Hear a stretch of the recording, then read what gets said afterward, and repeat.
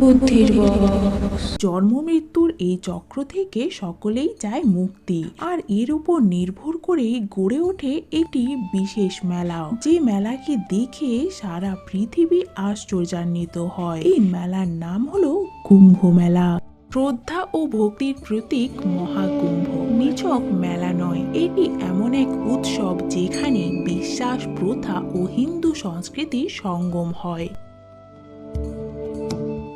১৪৪ বছর পর ২০২৫ 13ই জানুয়ারি থেকে পূর্ণ মহাকুম্ভের আয়োজন হচ্ছে। উল্লেখ্য ১২ বছরে একবার পূর্ণ কুম্ভ আয়োজিত হয়, আবার ১২টি পূর্ণ কুম্ভের পর আয়োজন হয় পূর্ণ মহাকুম্ভের, অর্থাৎ ১৪৪ বছরে একবার পূর্ণ মহাকুম্ভের আয়োজন করা হয়।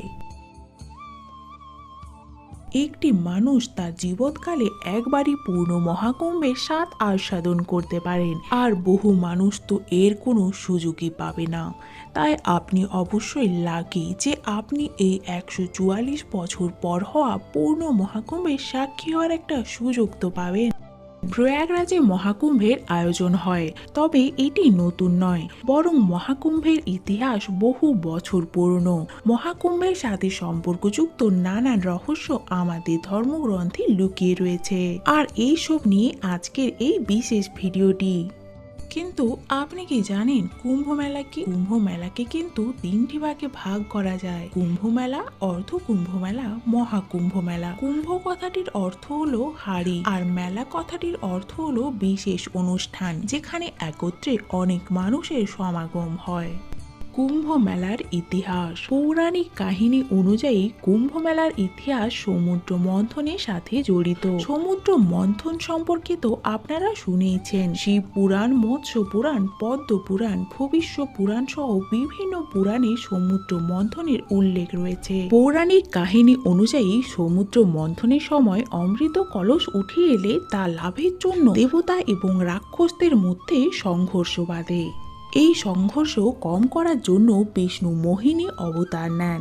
এরপর দেব দানবদের মধ্যে সংঘর্ষ বৃদ্ধি পেলে ইন্দ্রের পুত্র জয়ন্তের হাতে সেই কলস তুলে ধরা হয়। কাকের রূপ ধারণ করে রাক্ষসদের কাছ থেকে অমৃত কলস ছিনিয়ে নিয়ে উড়ে যায় সে।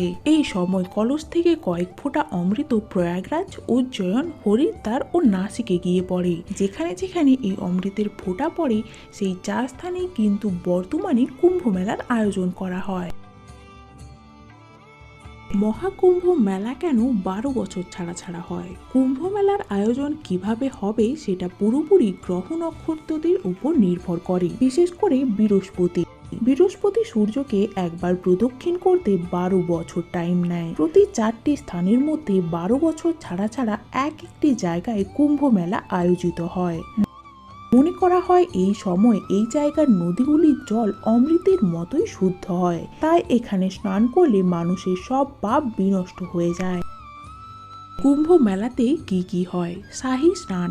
শাহী কথার অর্থ বিশেষ, অর্থাৎ বিশেষ স্নান যাত্রা। এই বছর মহাকুম্ভে 6টি বিশেষ স্নান যাত্রার আয়োজন করা হয়েছে। নাম্বার 2, প্রয়াগরাজে রয়েছে দিব্য অক্ষয়ী বটগাছ। কথিত আছে এই মহাপূর্ণ কুম্ভ লগ্নে এই বটগাছের নিচে যে যে আরাধনা করবেন সেই মানুষ অবশ্যই মোক্ষ লাভ করবে। নাম্বার 3, মহাকুম্ভে উপস্থিত থাকেন বহু নাগা সাধু। তাদের অনেকেই নাকি অলৌকিক ক্ষমতার অধিকারী। কেউ কেউ দীর্ঘকাল অনাহারে থাকতে পারেন, আবার কেউ প্রচন্ড শীত উলঙ্গ অবস্থায় থাকেন। এছাড়াও বিশাল আয়োজনের মাধ্যমে গঙ্গা আরতি হবে, তার সাথে সাথে নানান আচার অনুষ্ঠানও পালিত হবে এই মহাকুম্ভে।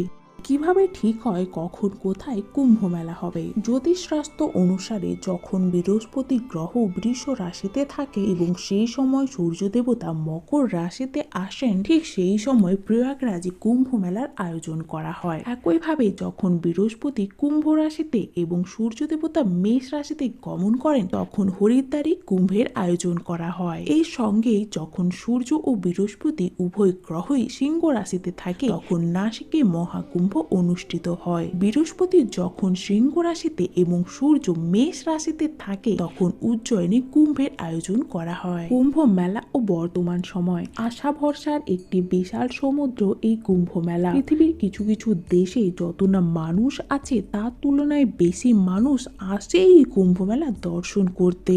এই মেলাটি যাতে ভালোভাবে সম্পন্ন হতে পারে তার জন্য একটা ছোটখাটো শহর তৈরি করে নিতে হয়। কুম্ভ মেলার ভিড় কিন্তু স্পেস থেকেও দেখা যায়, তাই তো ইউনেস্কো দ্বারা এই মেলা প্রসিদ্ধ হয়েছে। অনুমান করা যাচ্ছে এইবার 40 কোটিরও বেশি ভক্তিবান মনীষীরা প্রয়াগরাজে আসবে এবং তারা নিজেদের মুক্তির আকাঙ্ক্ষায় এখানে গঙ্গায় ডুব দেবেন। এই মহাকুম্ভের আয়োজন করতে 5,000 কোটি টাকা খরচ হচ্ছে বলে মনে করা হয়। এই সময় আশেপাশের অঞ্চলগুলি আর্থিক দিক থেকেও অনেক লাভবান হবে। এই মেলা হয়ে ওঠে হোটেল, রেস্টুরেন্ট, লোকাল মানুষজনদের কয়েক বছরের জন্য অর্থ উপার্জনের একটি পথ। মহাকুম্ভ শুধু একটি ধর্মীয় অনুষ্ঠান নয়, এটি ভারতের সনাতন ঐতিহ্য ও সংস্কৃতির এক অনন্য প্রকাশ। এখানে মিলিত হয় আধ্যাত্মিকতা ও আধুনিকতা। 2025 সালের মহাকুম্ভ হবে এক অভূতপূর্ব আয়োজন, যেখানে প্রাচীন রীতিনীতির সঙ্গে মিশে থাকবে আধুনিক প্রযুক্তি। এই বিশাল সমাবেশ শুধু ভারতে নয়, সমগ্র বিশ্বের কাছে এক অনন্য দৃষ্টান্ত স্থাপন করবে কিভাবে লক্ষ লক্ষ মানুষের সমাগমকে সুষ্ঠুভাবে পরিচালনা করা যায়। তা কিন্তু আমরা অবশ্যই কুম্ভ মেলা থেকেই শিখব। মহাকুম্ভের এই অজানা রহস্যগুলি জেনে আমরা বুঝতে পারি এর মাধ্যমে শুধু আধ্যাত্মিক উন্নতি নয়, মানব সভ্যতার অগ্রগতিরও এক অনন্য নিদর্শন স্থাপিত হয়। আজকের ভিডিওটি এ পর্যন্ত। আশা করি ভিডিওটি আপনাদের ভালো লাগলো। ভালো লাগলে অবশ্যই একটা লাইক করে দেবেন।